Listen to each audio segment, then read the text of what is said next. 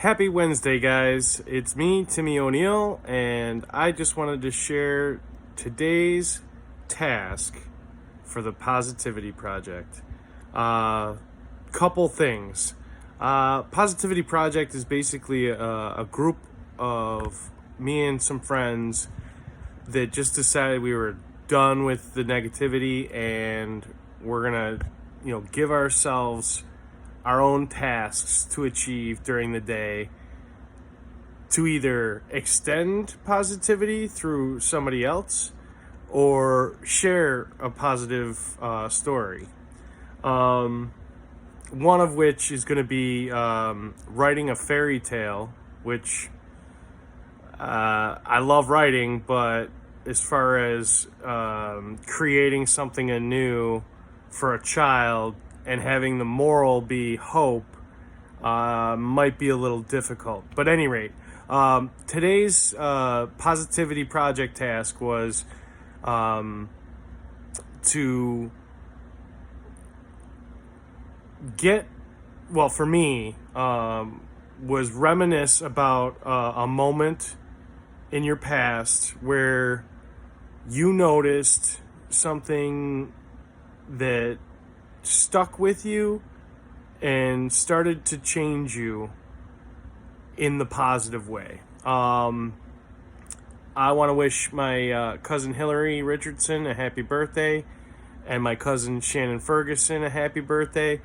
I spoke with her briefly, wishing her a happy birthday, and I shared with her that I wanted to share this story today because it really sunk in with me and wasn't too far back in my past. To give you an idea, the time frame was, 3 or 4 years ago. It was a Christmas party.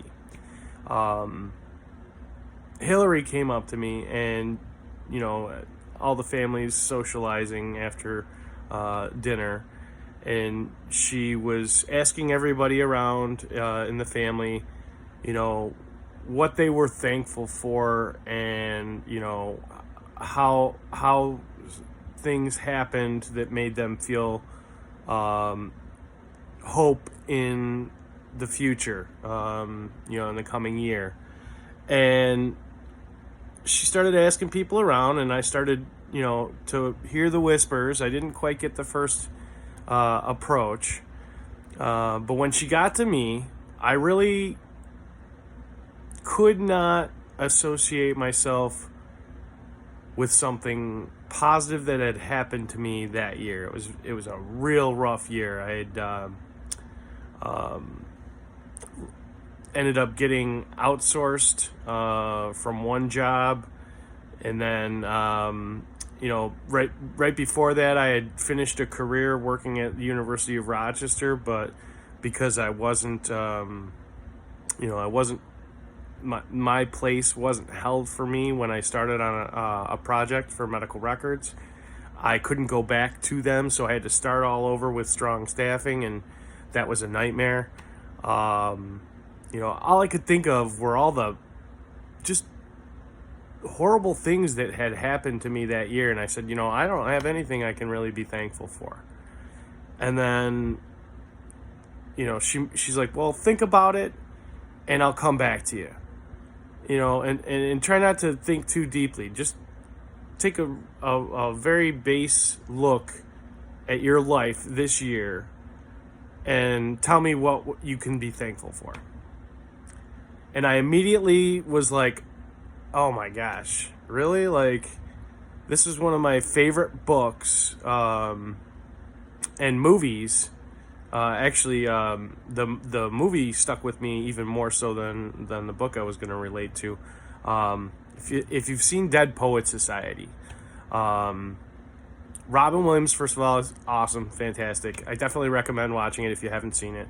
But one of the key points, Robin Williams is a teacher at a private school for these kids, and one of his key points of one of the classes was that it's important to view things from a different point of view. Take yourself outside of the box and look in and reflect on what you're seeing versus taking on that me point of view, like how everything's affecting me.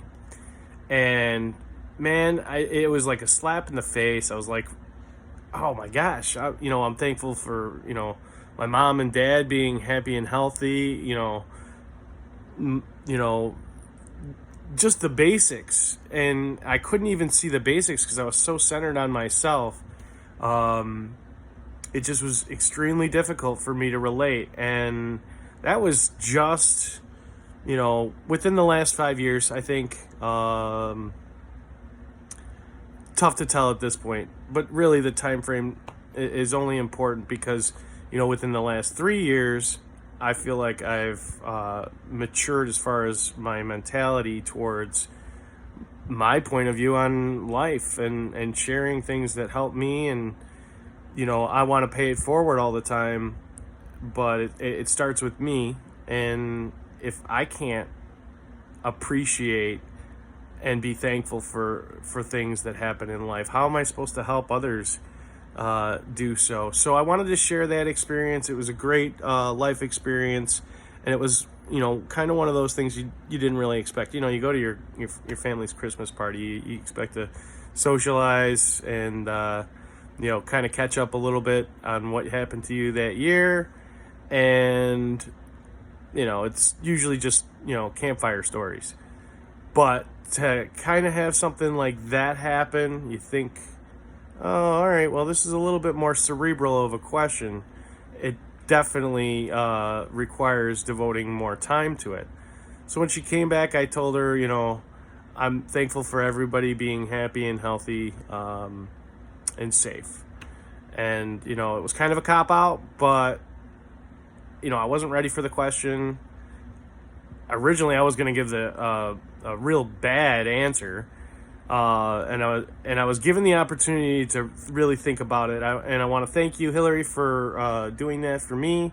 Hopefully, that story helps you guys kind of see that it is a horrible, horrible, horrible world sometimes, and you can think the world is against you. But you can always count on being positive and having hope and having faith in others that, obviously I think people aren't inherently bad. I try to give them the benefit of the doubt, and I always have hope that, they're going to do the right thing. But you can lead a horse to water, but you can't force them to drink. It's along those lines. And I was stubborn. At that time, I really didn't see any other outlets. I was very negative. Probably shouldn't have been spending a jolly holiday like Christmas in that mindset. So that was my positivity project task. The fairy tale, children's fairy tale, is my next one coming up. But I want to kind of throw this out to you guys as a task. If you have the time, obviously, we're very busy. Life happens. I get it. If you can't do it, that's no problem. But use your creative juices. Think of a fairy tale that you could create that embodies hope. And throw something together. Be creative. Write it down. If you don't want to share it, that's fine. I think it's a fun project. I'm excited to get started on it. Also, I wanted to give a shout out to my friend Marie. She's in Arizona. I posted earlier today because the temperature here. I'm in Rochester. It was going to be in the 70s, and I was reminiscing about it. Back in high school, I love French onion soup, first and foremost. And I got into a tit for tat with one of my besties, Sue Whitcomb, and I think we had just had coffee or soup down at Perkins or maybe even Log Cabin. It was so long ago, I don't remember. But my argument was Log Cabin Restaurant or Applebee's had the best French onion soup. And she goes, "Oh no, I make an amazing French onion soup. We're definitely doing this." And I got invited over to have dinner with the family, And man, oh man, this French onion soup was amazing. So thank you, Marie, for chiming in and allowing me to share that story. It's good to share stories about things that you had happen to you in the past with your old friends. It gives you kind of you know what, that person remembered that. That it had that much effect on them. Yeah, it did.